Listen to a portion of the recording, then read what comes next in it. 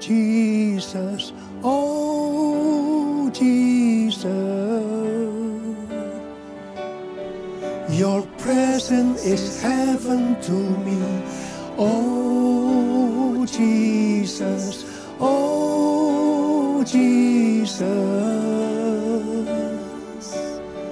Your presence is heaven to me, your presence is heaven to me.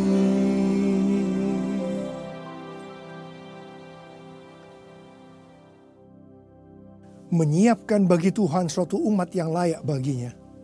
Perintah ini diberikan kepada Yohanes Pembaptis lebih kurang 2000 tahun yang lalu untuk menyambut kedatangan Tuhan Yesus untuk yang pertama kalinya. Dan pesan ini hari-hari ini Tuhan berikan kepada gerejanya, yaitu saudara dan saya. Kita diminta untuk menyiapkan bagi Tuhan suatu umat yang layak baginya untuk menyambut kedatangan Tuhan Yesus untuk kali yang kedua. Saudara, apa yang harus kita lakukan? Saya percaya kita semua mau menjadi umat yang layak bagi Tuhan. Artinya umat yang akan bersama-sama dengan Tuhan Yesus selama-lamanya. Ada berapa banyak di antara saudara yang mau menjadi umat yang layak? Saudara, apa yang harus kita lakukan? Saudara, Tuhan menuntun kita dengan memberikan pengertian tentang arti daripada tahun 5775 menurut kalender orang Yahudi. Yang mana itu disebutkan dengan Ain He. Dan inilah yang Tuhan berikan kepada kita. Apa yang harus kita lakukan? Yang pertama, Tuhan katakan kita memasuki tahun goncangan dan tahun di mana Tuhan memberikan kepada kita pengertian bahwa kedatangannya sudah sangat-sangat dekat. Karena itu kita harus mengikuti apa yang disebutkan dalam Wahyu 3 ayat 10. Karena engkau menuruti firmanku untuk tekun menantikan aku, maka aku pun akan melindungi engkau dari hari pencobaan yang akan datang atas seluruh dunia untuk mencobai mereka yang diam di bumi.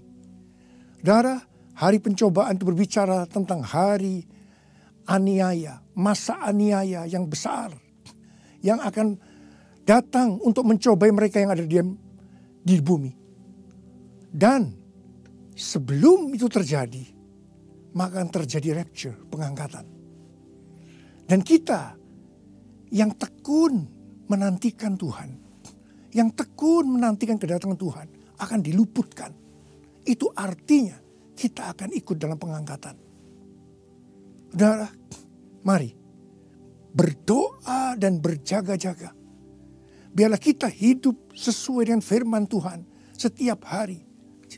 Kita melakukan itu. Berdoa dan berjaga-jaga. Hal yang kedua, Tuhan ingatkan kita memasuki tahun anugerah. Tahun kasih karunia. Yang begitu besar. Yang Tuhan berikan kepada kita. Kalau kita melihat dari Efesus 2 ayat 8. Di situ dikatakan sebab karena kasih karunia kamu diselamatkan oleh iman. Itu bukan hasil usahamu. Tapi pemberian Allah. Saudara, Filipi 2 ayat 12 berkata. Kerjakanlah keselamatanmu dengan takut dan gentar. Keselamatan itu satu proses. Jadi tidak benar kalau dikatakan sekali selamat tetap selamat. Saudara, kita diselamatkan kalau kita setia sampai akhir. Kita berada di dalam Dia sampai akhir. Sampai kesudahannya. Artinya kita mengikuti perintah-perintah Tuhan.